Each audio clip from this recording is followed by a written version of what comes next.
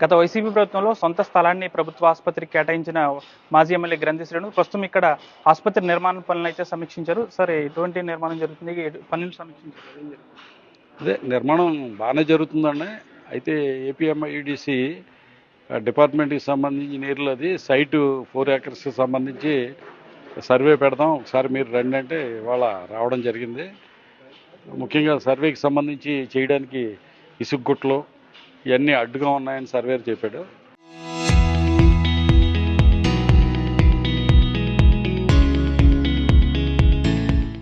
Next మళ్ళీ ఇంకో రోజు పెట్టుకోమని చెప్పడం జరిగింది. పనులు అయితే బాగానే జరుగుతున్నాయి, ఇంకా స్పీడ్గా జరగాలి. ఎంత తొందరగా ఇది ప్రజలకు అందుబాటులోకి వస్తే అంత ఉపయోగపడుతుంది. ముఖ్యంగా ఈ హాస్పిటల్కి సంబంధించి అక్కడ 40 feet రోడ్డు ఒకటి డైరెక్ట్గా మున్సిపాలిటీకి హ్యాండ్ ఓవర్ చేశారు.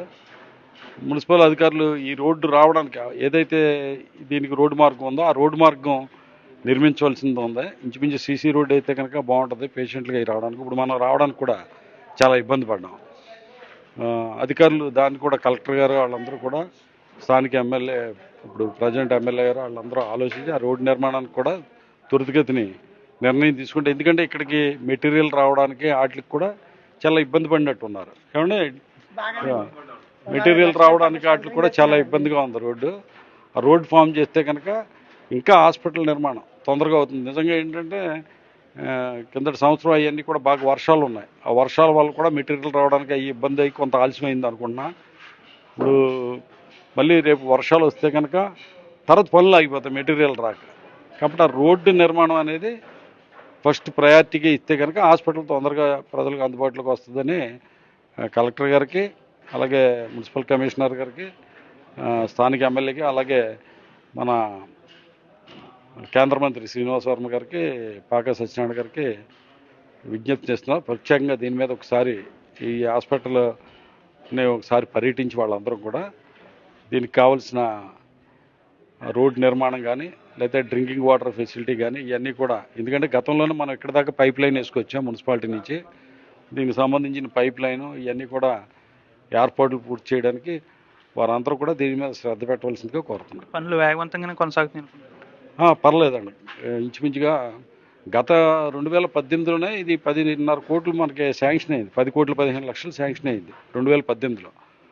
అప్పుడు ఏదైతే ఎగ్జిస్టింగ్ హాస్పిటల్ ఉందో భీమవరం హాస్పిటల్, దానిపైన 50 పడకలు కట్టాలి. ఆ 50 పడకలు కట్టవలసిన దానికి ఆ బిల్డింగు దానిపైన నిర్మించడానికి అనుకూలంగా లేకపోవడం, దాని పక్కన స్థలం లేకపోవడం వల్ల ఈ నిధులన్నీ వెనక్కి వెళ్ళిపోయే పరిస్థితి వచ్చింది.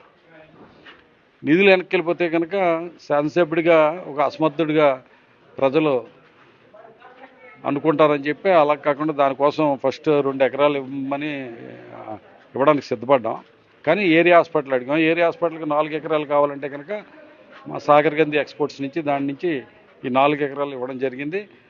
తర్వాత 15 లక్షల రూపాయలతోటి పనులు మొదలెట్టిన తర్వాత అదనంగా 28.5 కోట్లు అప్పటి ముఖ్యమంత్రి జగన్మోహన్ రెడ్డి గారిని అడిగి సాధించుకోవడం జరిగింది. ఎందుకంటే అప్పుడు గతంలో ఇప్పుడు దీనికి దగ్గరలోనే మెడికల్ కాలేజీ వస్తుంది కాబట్టి ఇక్కడ ఏరియా హాస్పిటల్ ఎందుకు దగ్గరే కదా అనేసి అప్పుడు చెప్పడం జరిగింది ముఖ్యమంత్రి గారు.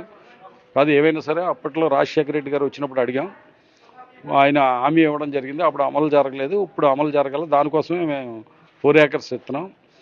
ఏదైనా ఏరియా హాస్పిటల్ లేకపోవడం వల్ల ఏదైనా కొన్ని వీటికి సంబంధించి ఏదైనా యాక్సిడెంట్లు లాంటి ఎమర్జెన్సీ కేసులు ఏలూరు వెళ్ళడం, ఏలూరు వెళ్ళేసరికి ఇంకా క్రిటికల్ పరిస్థితికి రావడం, అక్కడి నుంచి మళ్ళీ గుంటూరు పంపించడం, ఇలా చాలా ఇబ్బందులు పాలవుతున్నారు ఈ ప్రాంత ప్రజలు. కాబట్టి ఇక్కడ ఏరియా హాస్పిటల్ కావాలని దెబ్బలాడి తీసుకురావడం జరిగింది. తర్వాత 28.5 కోట్లు శాంక్షన్ చేసి టెండర్ కూడా అయింది. దానికి సంబంధించి అప్పుడే శంకుస్థాపన కార్యక్రమాలను నిర్వహించుకుని అప్పగించడం జరిగింది. తర్వాత 28.5 కోట్లకి సంబంధించి వర్క్ బాగానే జరుగుతుంది, స్పీడ్గానే జరుగుతుంది. 4 నెలలు అయిపోద్ది అంటున్నారు. 4 నెలలు అయితే అవ్వదు, కానీ ఒక 7-8 నెలలు పడుతుంది అనుకుంటున్నాను. మనకి ఫినిషింగ్ వర్క్ అనేది అయిపోతున్నట్టు కనపడుతుంది, కానీ గమ్మున అవ్వదు. ఏదైనా తొందరగా అయ్యి ప్రజలకు అందుబాటులోకి రావాలంటే ఆ రోడ్డు నిర్మాణం ఒకటి జరగాలి. అలాగే డ్రింకింగ్ వాటర్ది కూడా ముందుగానే ఏర్పాటు చేస్తే కనుక బాగుంటుంది. అధికారులు, అలాగే ప్రజాప్రతినిధులు, కలెక్టర్ గారు అందరూ కూడా దీని మీద దృష్టి పెట్టవలసిందిగా కోరుతున్నారు. చివరిగా మీ నియోజకవర్గంలో కూటమి ప్రభుత్వంలో అభివృద్ధి ఏ విధంగా ఉంది?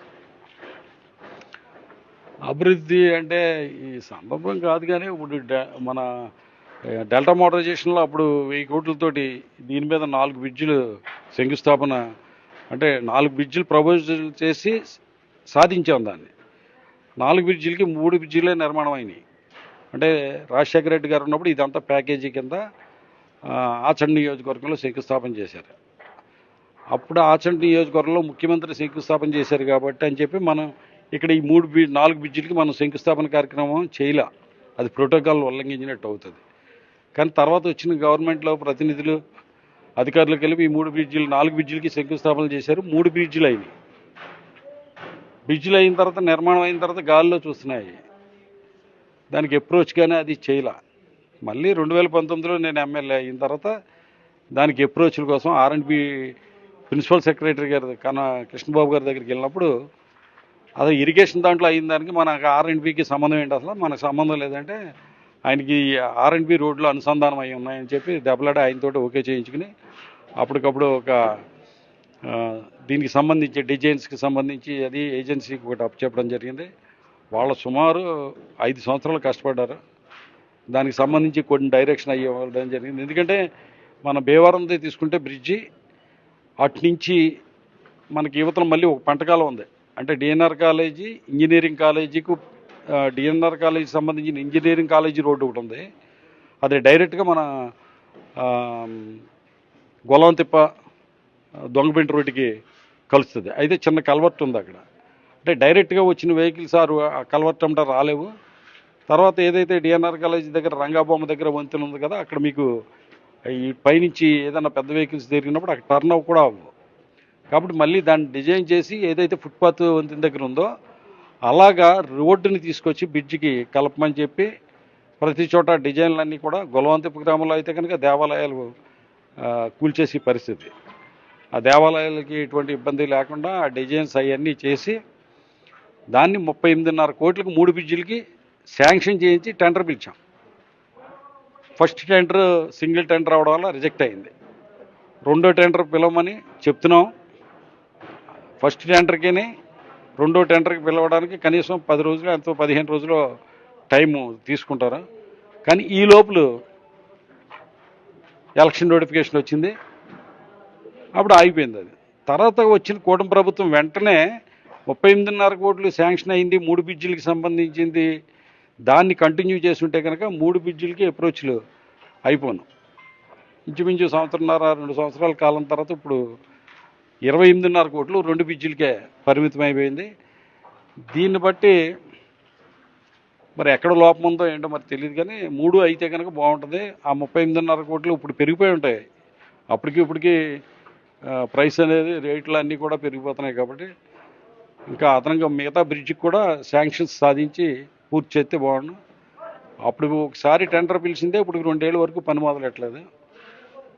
మొదలు పెడితే బాగుంటుందని కోరుకుంటున్నాను. మీరున్న సమయంలో సంక్షేమ పథకాలు నేరుగా లబ్ధిదారులకు చేకూరేవి. ప్రస్తుతం ఇప్పుడు ఆ పరిస్థితి ఉందనుకుంటున్నారా? నాకు తెలియదండి. నేను వేరే పనిలో ఉన్నాడు, రాజకీయాల్లో లేం కదా, దూరంగా ఉన్నా. కొంచెం నేనేదో నా వర్క్లో బిజీగా ఉండి బయట ఏం జరుగుతుందో తెలియదు.